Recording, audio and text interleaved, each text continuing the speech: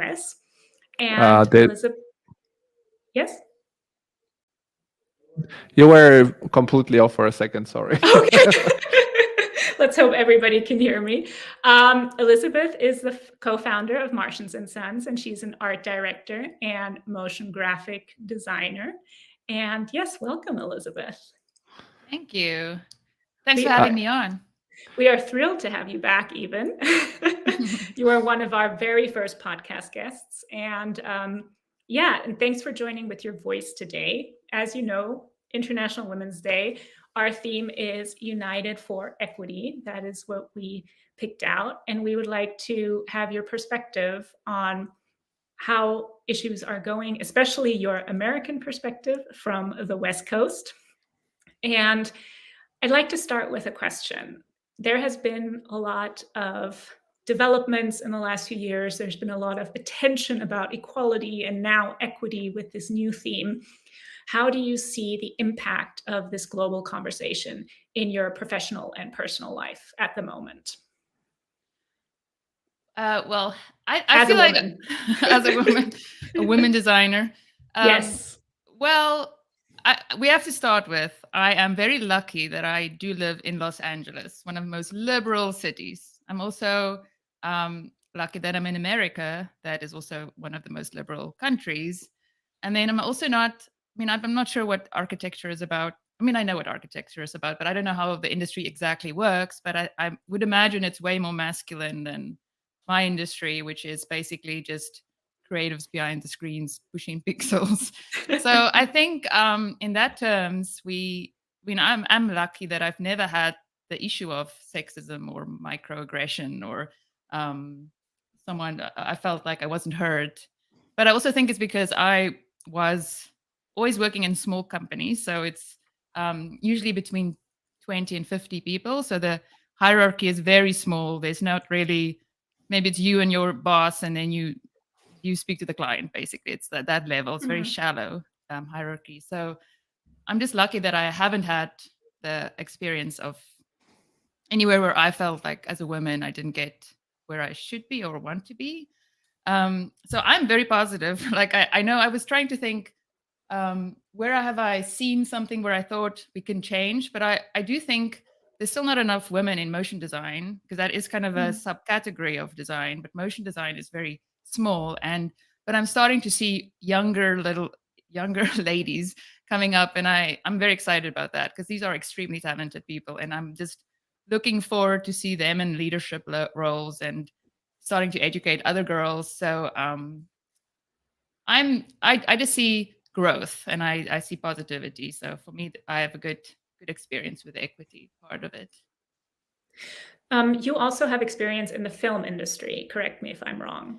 Yes, but I'm more from, I would say I'm not on the sets. So I think there is a different dynamics when you go on live shoots and you're on sets, or even in big productions where you have a lot of film-based production where it's VFX and all those elements that are very masculine too.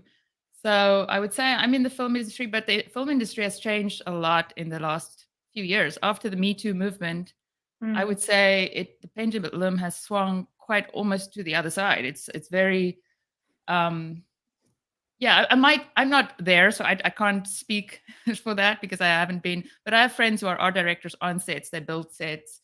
I have friends who are actors. I have friends who are, all kinds of walks of life in the industry. And I'm only hearing good, positive things. So really? Okay. Yeah. So that movement has definitely catapulted in what you experience and what you hear, very positive change. Yeah, and I think it's also because there are now so many policies in place that you have to be very careful in the corporate levels. If you work for Disney or Warner Brothers, there are so many levels of, what do you call it? Like HR things that you're not allowed to do. Like, for example, even on the set, you're not even allowed to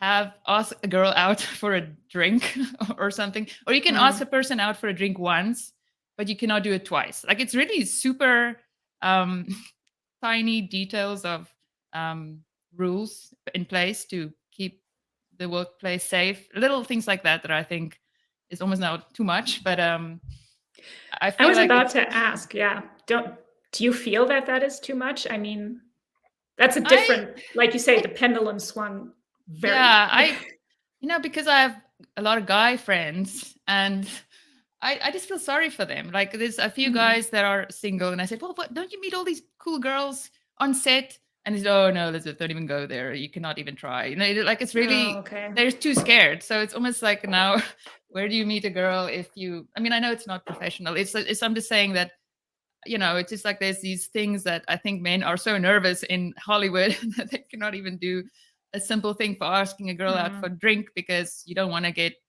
called the sexual harassment or something that is not that's going to be detrimental to your career. So it's kind of like it's like a slippery slope. You just have to try to avoid that situation. So yeah. Yeah. How do you feel it's in the States in general? Because we were speaking before with Saili from India, for example, or Victoria from who's now in Norway, and there's a lot of, I don't know, I feel like the States is still a very big bubble of polarization as well. And when we're talking about women's equality and women's rights and equity, especially, I feel like the States is very much a bubble that sort of makes everything very big. You know what I mean? Is that how you experience it from inside the country, or is that just my perspective looking into the States? The States is like each state is a country. So California feels to me like I'm in my little California bubble. Even Los Angeles is a bubble because if you just go a little bit out north, it might be a little bit different. I have clients all over the country, so I don't feel like I work with people all over the country and the world, and I'm trying to think, where do I feel that there's a bubble and maybe places where some people might react differently towards women, but I just don't see that. So I guess I'm just lucky that I work with extremely nice people, and men and women. It's really for me. I don't really see that at all. But I'm in my bubble. I'm in my Los Angeles bubble. Well, So. we all are in a way. So, Yeah. But how about so you come originally from South Africa, if I Yeah. remember from your podcast. Do you still have ties there? Is there something where you say in South Africa it might be different at the moment? Do you have any insight on that? Yeah, I mean, my whole family's still there. I try to get there once a year or once every 2 years. I think South Africa has a very one of the best constitutions in the world. We Okay. I think females are usually pushed to the top. I think it has in the corporate world, but obviously there's very traditional. We have 12 official languages, so each of those has a tradition, and they are probably still grounded on the the male patriarchy type family structure.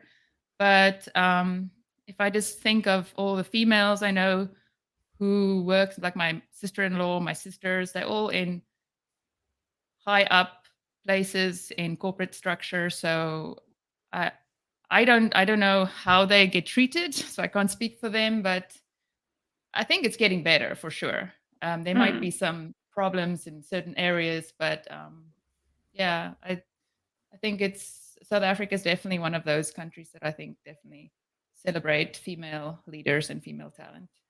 Oh, okay, that's interesting. Because we were a lot of the things that we heard in our previous conversations was how important culture is and how important the region is to the issue of if there's going to be more or less need for policy on women's equity and Yeah. equality in the workplace. So that was really, I guess I was curious to how that compares, because when I think about South Africa versus California, it's like it feels worlds apart. I mean, I've never been to South Africa personally. I've worked with many South African firms, and it feels like there's a huge divide there. That's why I was asking. It is, but and it's very true. It is like I'm this speaking from somebody who has I got my education. I have a career. I've already made what I have, but I'm worried about the people who are starting from scratch. And Mm. South Africa, I mean, I'm saying that the people I know, they're already in corporate world, but what about those girls in townships that don't have power right now? Because the power issue in South Africa is huge. People are out of power for 3 weeks at a time. So they don't have power, don't even talk about internet. So in my industry, the internet is crucial. This is the only way you're going to learn. So for me, that is the part where could be the one element just to help these girls to get a head up from anybody else. But guys and girls and boys, but I'm just thinking the equity goes into seeing where they are shortfalling in the resources they have. And that's definitely where I can see a gap, a huge gap. Yeah. Yeah, no, I agree with that too. And I think the access, I don't know, was it Saili from India, Georgi, who said that access to the right opportunities or in general opportunities is something that is very crucial, especially in rural areas. Yeah. So yeah. And then Sure. those rural areas is also where the women is expected to be in charge of the house and the children. And even if you're a young girl, you are in charge of your brothers and sisters. So there's no ways this girl is going to find a computer with a good graphics cards and start, learning animation or design. So it is definitely finding solutions for that, give the opportunity to even know about design or architecture or something that's relevant.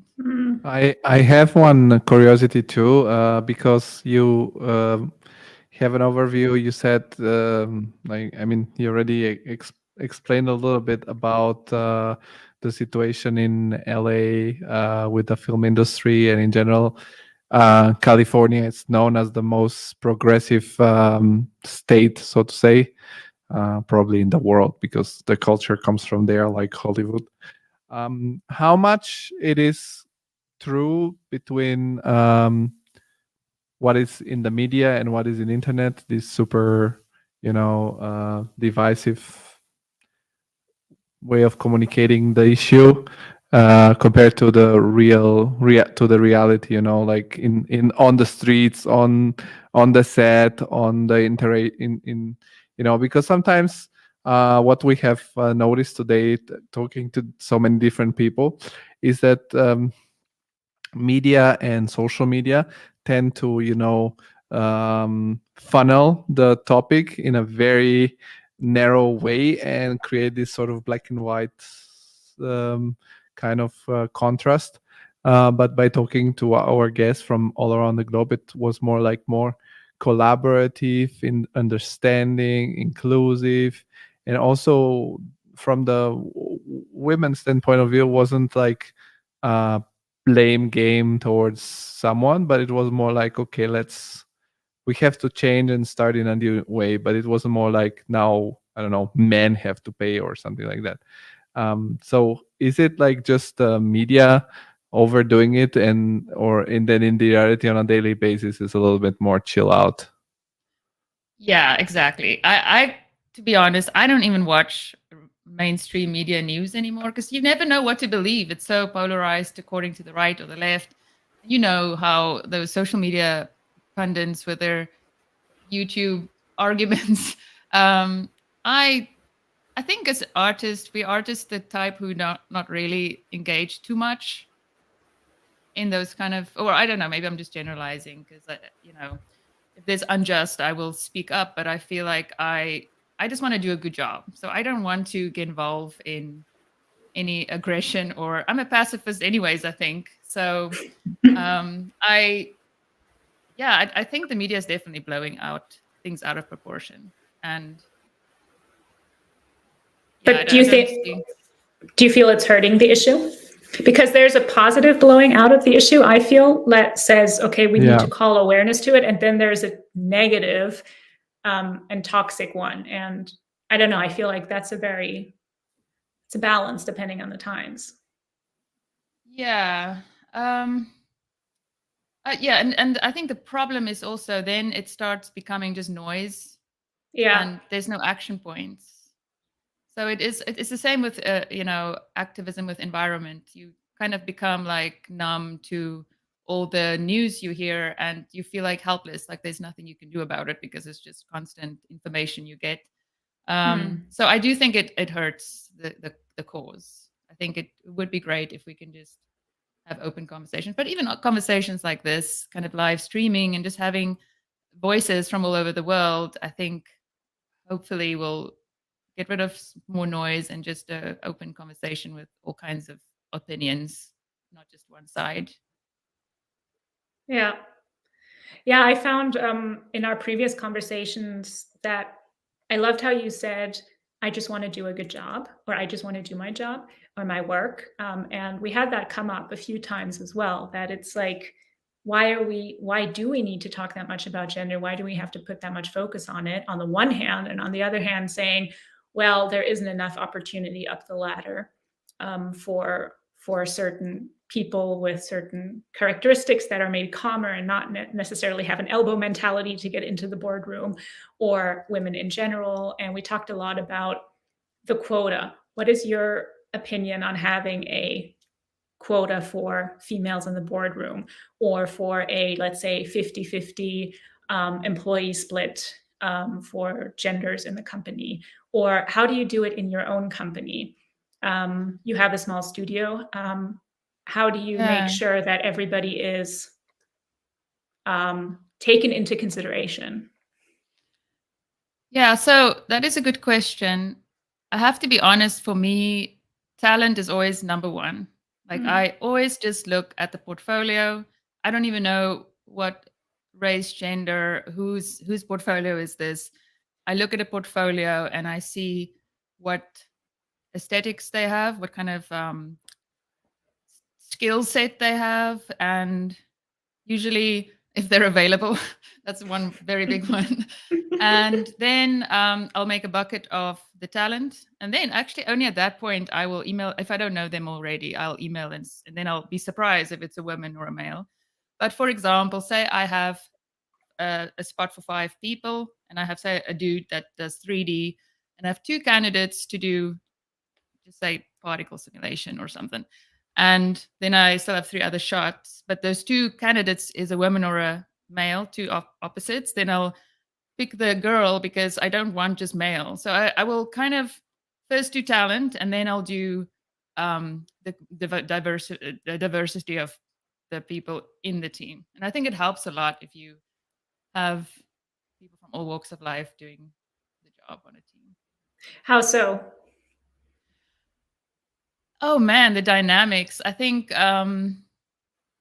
it's just changed. I think having a female in a team, I don't know why. It's just like I think sometimes women, I mean, this might be generalizing, but I think we design out of intuition sometimes. Like it's more emotional. It's more, even though I'm not saying we making flowers, I'm saying we are designing from the gut.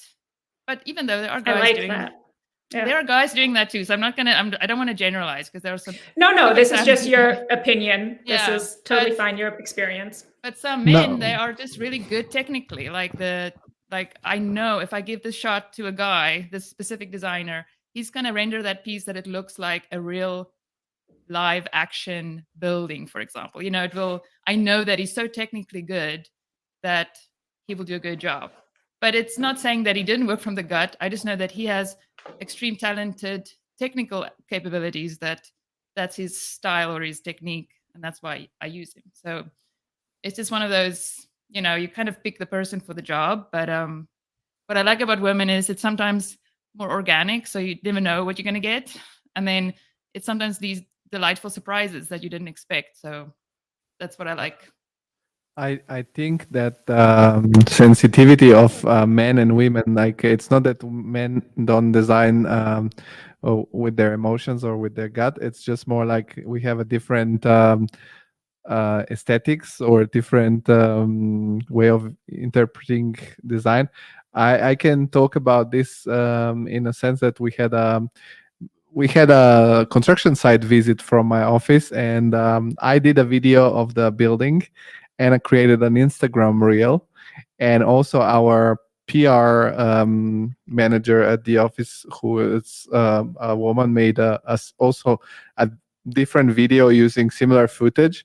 But for example, the mood we both created was the opposite. Mine was focused to be like something sleek and cool and catchy, like, I don't know, more like to depict our construction site and our building as, I don't know, something really cool you want to have, like with, I use some rap music and, like make it Cutting really edge. attractive. Exactly. Yeah. And her approach was to make it more like a happy visit to the construction site with the colleague. uh, so it was like so interesting for me to think that we did the same thing, and we wanted to uh, depict it in a different way, in a completely opposite way. So I think that it's just a different kind of aesthetics.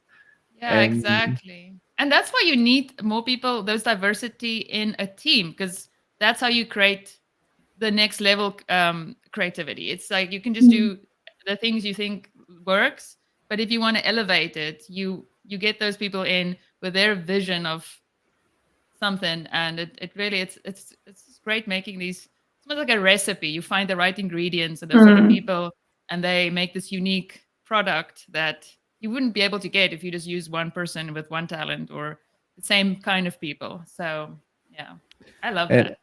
I'm curious, how were you perceived as a agency founder, co-owner, as a South African woman in the States? I mean, maybe now with the years you're more affirmed, and also you have, I mean, an awesome background and an awesome reputation behind you. But by communicating with clients, or in general communicating to people that are hiring you and your agency to do something, did you feel sometimes there was a different way of treating you, or also it was also very talent based? Um, I not really, to be honest. I feel like I got more confident. Like I am. I think we lost Georgie. Did we lose him? No, Back. he's still here. Oh. But he's on mute, so okay, cool. he's basically saying he's still here. Cool. I think just I got more confident because I feel in the past I maybe not so. I think I was not good with presentations. I was always a little. I'm an introvert, so I was always just trying to do the work and not really doing the presentation or the sales or the marketing. And I think I'm just getting way more experience now, so that I can be more confident in what I'm doing. So I think that confidence also helps the client to feel that he can trust us, and having some other jobs on our plate or on our roster. I think that helps a lot, so that we can say, hey, we've done this, and we know what we're doing. And I think that helps a lot. Yeah, and we have worked with very manly men, like the DOJ Manly was men. one. Oh, okay. The DOJ is a manly Yeah. man. Yes. And That's the Department of that's Defense. yeah, exactly. Department of Justice and Department of Defense for non-US. Yeah. listeners. So, and one of our big clients is Microsoft, super big corporate company. So, but I just have lovely experiences. So I'm sorry, I cannot have any. I don't have any dirt on anything, because I feel like we're just. Oh God.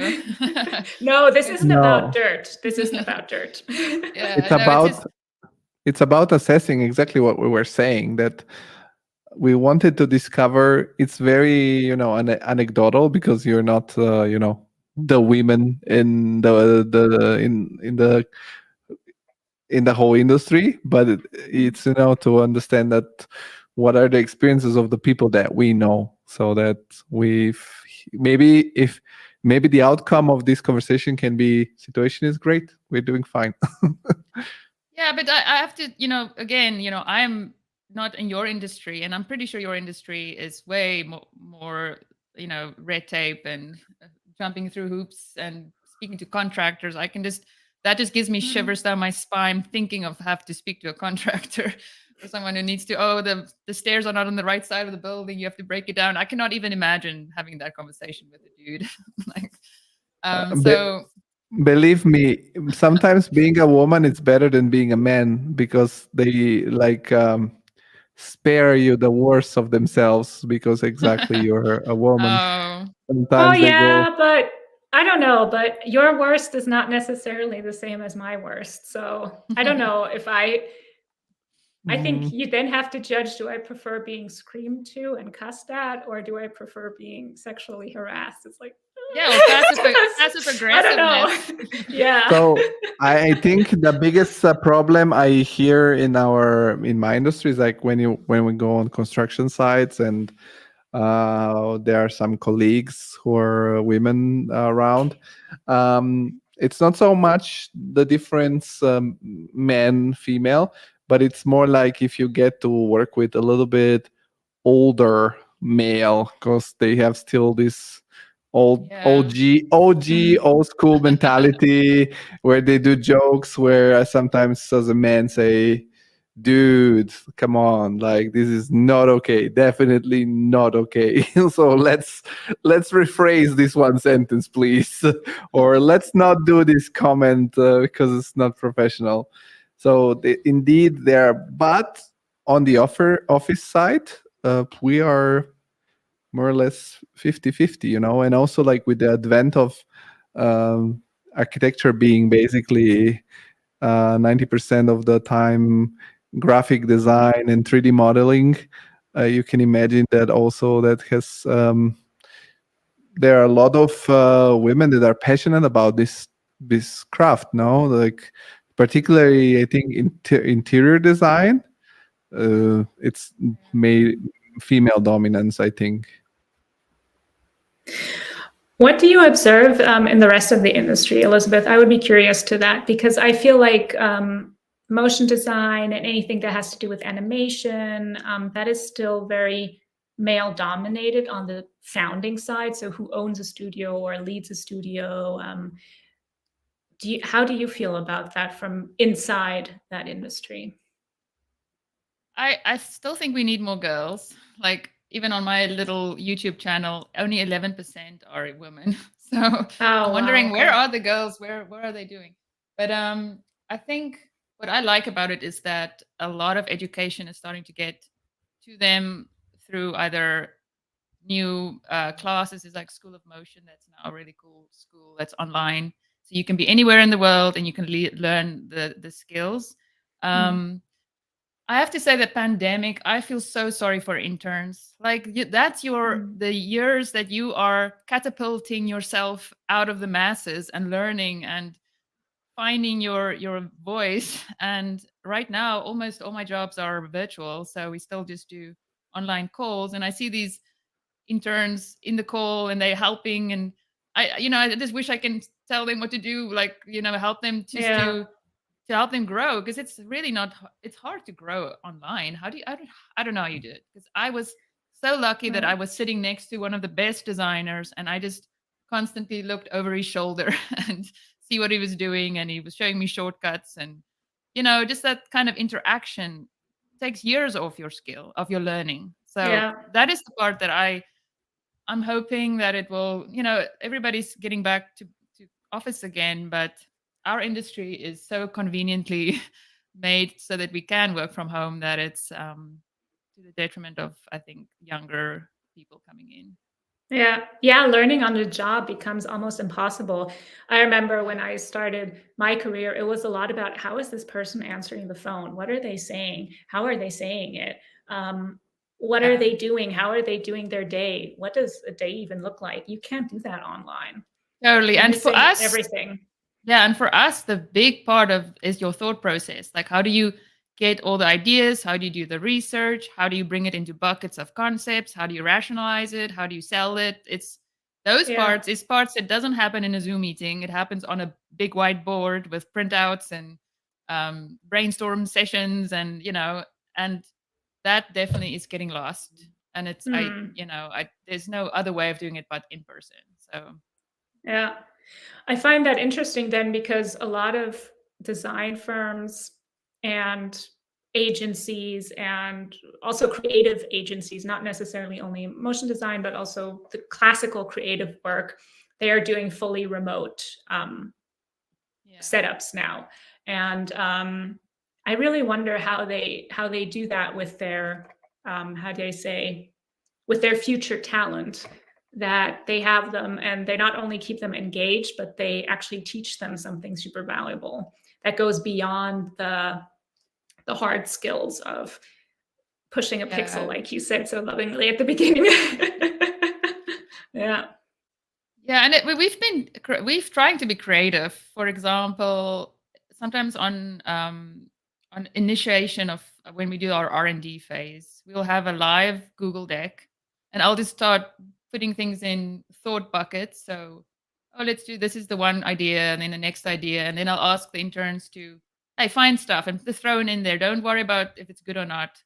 Put everything in there, and then we'll have these little tiny kind of informal meetings where we're just going over ideas, which will probably happen in real life, but it's more like just finding making it informal, I think, is the Hmm. key thing, because I feel Zoom meetings are always formal. It's like, you have something to talk about, everybody has to say, but if it's an Yeah. informal discussion, you don't feel so much pressure. You can have a one-on-one maybe with somebody who's maybe shy and doesn't want to talk or doesn't know how to sell an idea. I think it's just that all those things that I remember when I was young, I was so shy. I did not say anything. So imagine on a Zoom call, I'm not going to say anything. I'll put it on mute for the whole meeting. So Yeah. And probably be uncomfortable to have the camera on.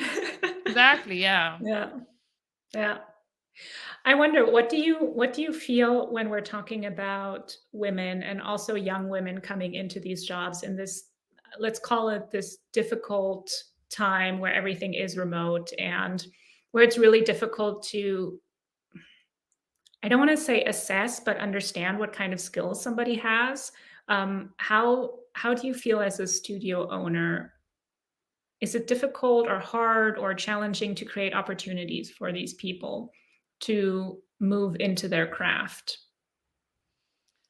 Are you saying like kind of helping them to develop their voice, or Yes, how do you that as well. I was thinking of it more from a career ladder. Oh, I'm gonna use the typical career ladder as a metaphor here, perspective, but I also mean in yeah, honing their skills, especially women now yeah. in this sense.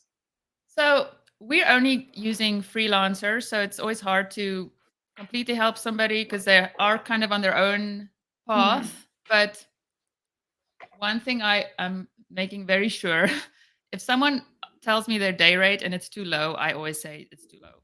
I will pay Mm. them the day rate that they should be paid.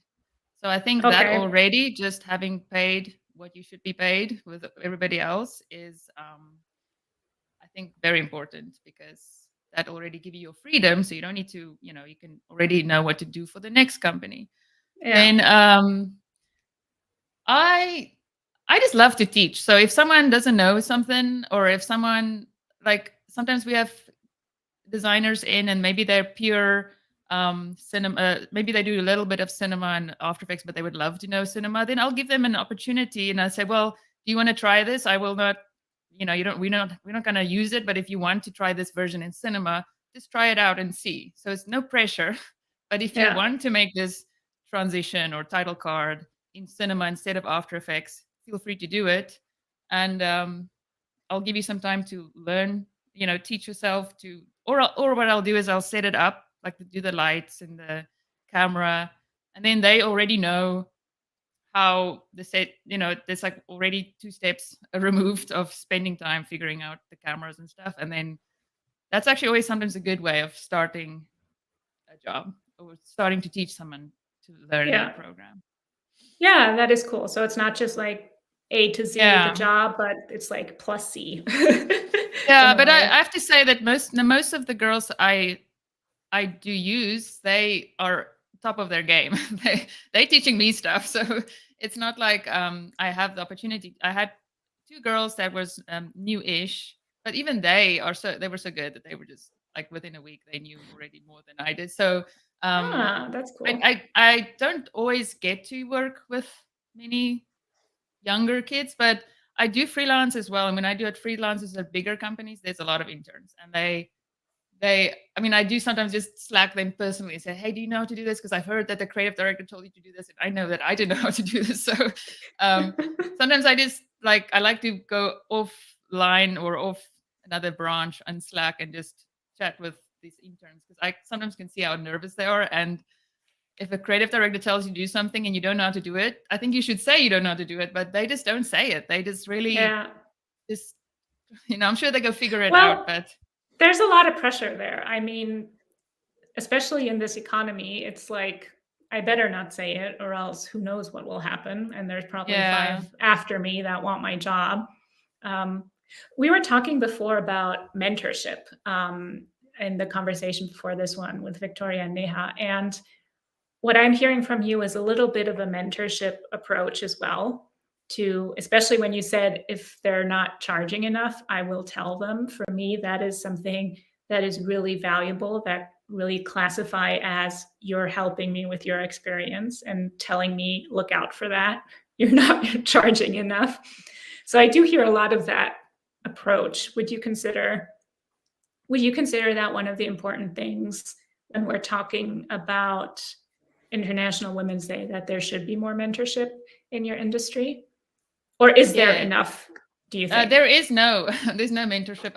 Mentorship. There are groups. There are definitely groups I know that is for younger, fresh out of college and university, groups for women.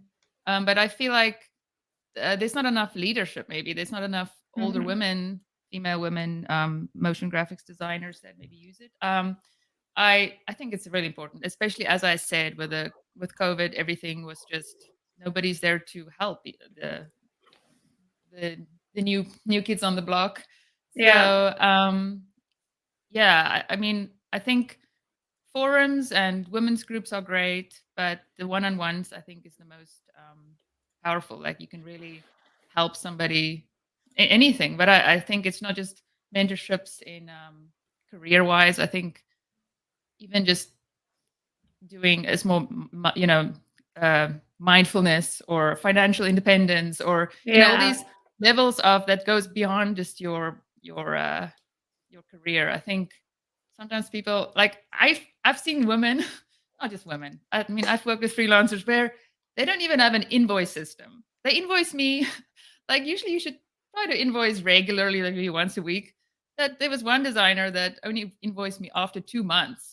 So. Oh, okay. And that probably per email or with a text document, or? Yeah, like a text. It's not even in QuickBooks, or there's nothing that's digitally tracked. Yeah. So it's those systems that is not sexy or creative, but I think if you're a freelancer, and because I'm working now with freelancers, that's what I know. Yeah.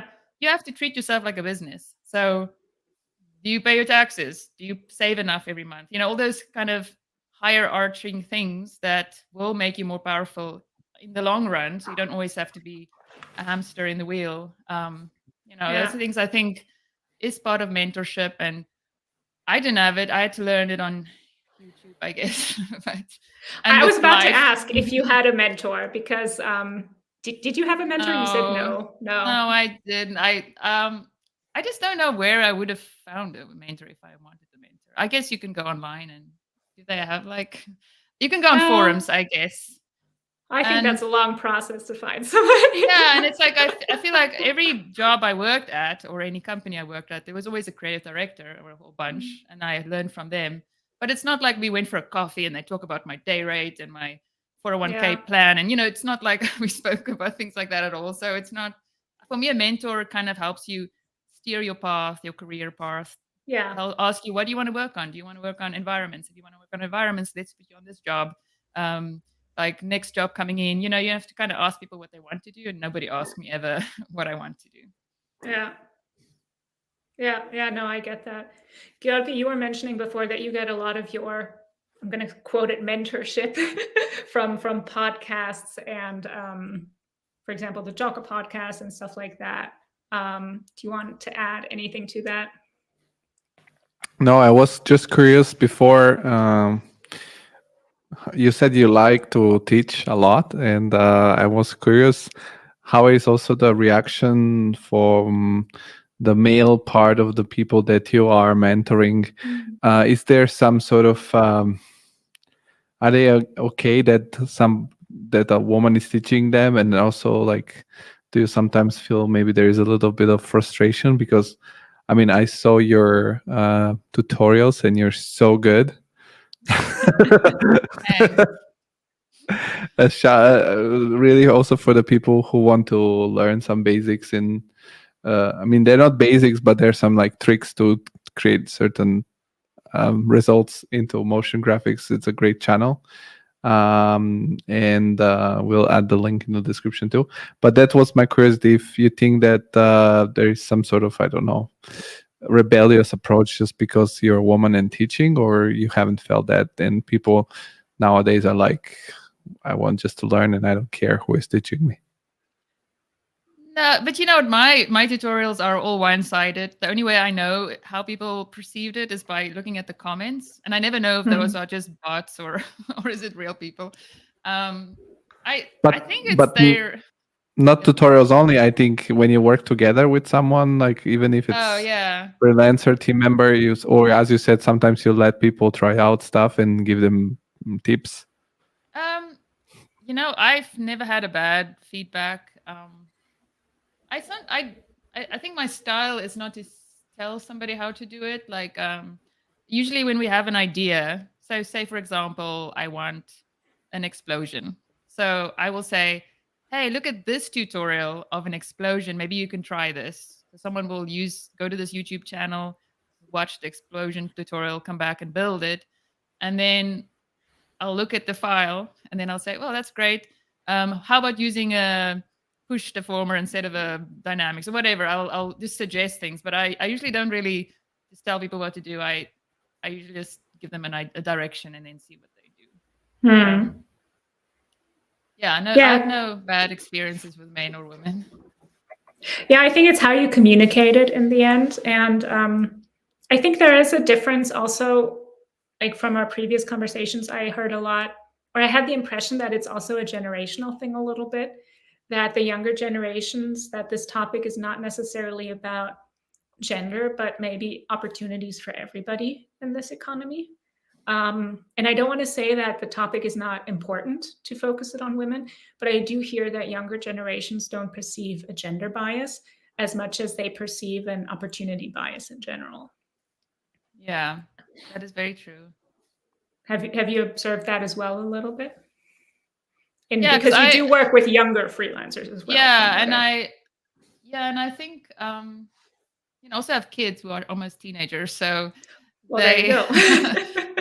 Like my son was saying, well, everybody has equal opportunities. Why do we have Women's Day? So I had to explain it to him, but like he doesn't understand what's the big deal. Like he doesn't think there's a difference between men and women, and you know, it's really you know, and then you have to say, but remember, men always had everything they want, and women couldn't even vote. And you know, I have to explain to him why we have women. But I think it's more about the equity is going to come into where you're from. Did you had an education when you grew up? Did you had two parents? Did you had one parent? Did you have any parents? Did you even have could you go to high school? Where did you know, it's all those levels that, you know, I see myself lucky, so I can't even speak towards that. But that is where I think the inequity is going to be in the long run. Yeah.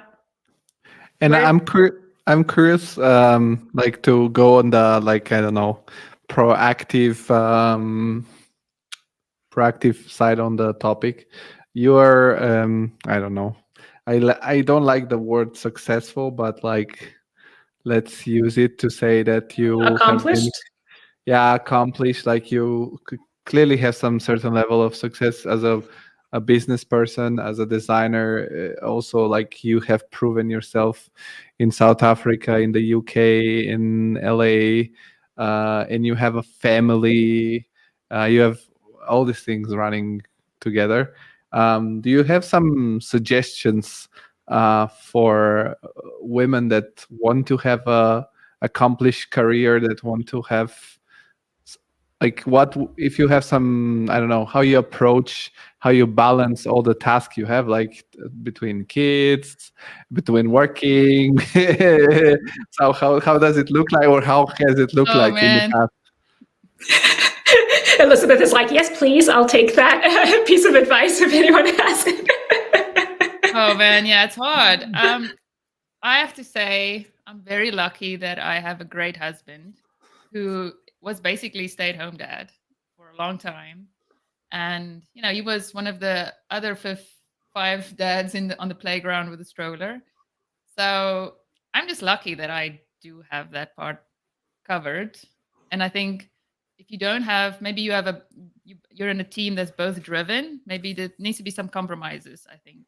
Because it's really hard to be both driven and have a family. I don't know, you do it unless you have a lot of money and you have a nanny full time, and because for me now my kids are easy, they're kind of on autopilot, but when they're young, that is a lot of work. Like when does autopilot start?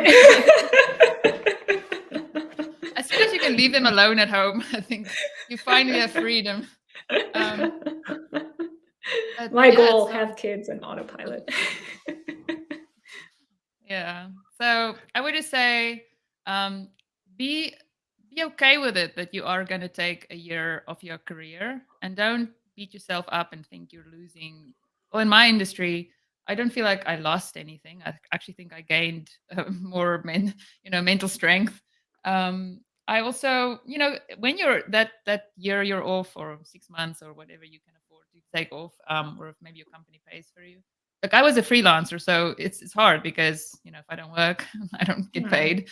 But I just enjoy it, because now that they're older, I'm like, oh my God, I cannot believe I was just a zombie during their little years, and now I'm like wishing they were little again. So it's really, you just need to kind of go with the flow and enjoy while it's fun for me to be a mom. But it's not all women wants to be moms, so maybe there's some other challenges that I think might be ahead. Like I have now a lot of friends who have elderly parents that they have to look after. So that's like another level of life that you don't know about, that you're going to do, and then you have to do it, and you have to take a whole year off and look after your parents. So it's really these levels of compromise that you have to do, and sometimes you just have to go with the flow and enjoy it for what it is. Yeah, I think that's a good advice. And I also think what I hear from, sorry, Georgi, real quick. What I hear from you also is that I'm hearing a lot of shut out the outside judgment and the outside labeling and the outside world a little, and just figure out for you, say, okay, I'm going to take that 6 months if I can, or that month or whatever, and I'm going to progress on that way. So, yeah. And I think it also depends on a person. Like maybe you're very driven and you want to be at this level in 2 years' time and the VP of this and that. So maybe that's a different trajectory and a different way of doing things. Then you have to think, well, then you're going to have to get a preschool or a nanny or someone to help you to reach that goals. And if that's your goal, then that's cool. Don't feel guilty about not spending enough time with your child, because your child will still love you and he will still turn out pretty fine. And I like that. It's just, you need to decide where you want to be, and if it doesn't work out, just don't beat yourself up, because I think everybody has their idea of their ideal life. But then once you have that ideal life, did it make you happy to have that ideal life? So yeah. Georgi, you wanted to add something?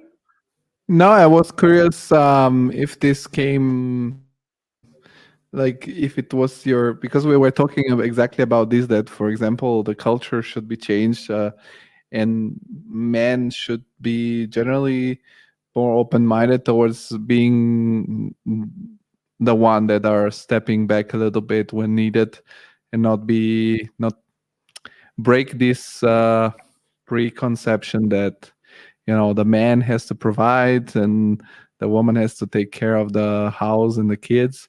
So I was wondering what was if it came from your husband to stay at home, if he was happy about it and excited about it, or if it was just or if you forced him, Elizabeth. No, if you forced him, come on. I'm kidding.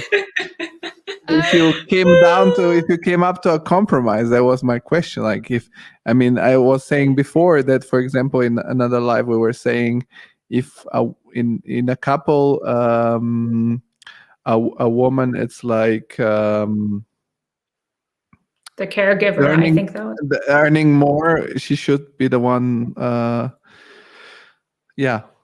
working, because but you it's know what? Yeah, I think my husband just well, I think in the beginning he thought, oh man, that's the best life ever. Just go sailing, drinking coffee, and go to play dates. And then I think after the first month he realized, no, this is hard because you cannot take your eye off this little tiny thing the whole time. You just have to think of this tiny thing all the time. It's really tiring just staring at a child. And you're praying for nap time. But I think also it's such a blur from when we had our kids. I think we had also crossovers. So, we had it's like tap out, the wrestling, like, okay, your turn.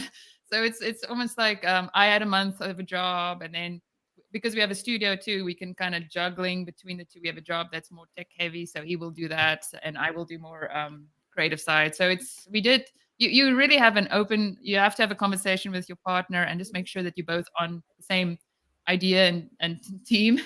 And I think it's like anybody looking after kids. I think at some point you feel like, what's my worth? Because I'm just a dad now, looking at a kid. You want still your own life too. So it's really a balance, and you just have to try to do it. And it's hard. Still hard even now, but it's a little easier. Yeah, and see how you contribute. Yeah, definitely. But I think we're just lucky too that we are at home the whole time with our kids. Like our kids sing us all the time. So it's really we're like a little tiny pod, even over COVID. It's just it's I think COVID made us even more of a pod. Like I think most families, but I love that we are just little virtual family doing everything online at home. So I think that's why I'm lucky. I don't have to travel anywhere or go to an office or not being with them. Well, it sounds very almost blissful at the moment. Especially with the autopilot kids as well. So yeah. Well, thank you so much, Elizabeth. Georgi, do you have any last questions for Elizabeth before we wrap this one up?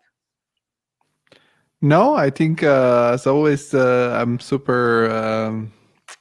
Since the first time I had the pleasure to talk with you, Elizabeth, you have this way of being very calm and somehow powerful in the same time. I always say you're like you gave me the feeling of a big river that's calm, but like it's strong. So oh wow. That is so the best compliment ever. Thank you so much. No, definitely. That. It's like also the first time when we went through your story and all the things you've done.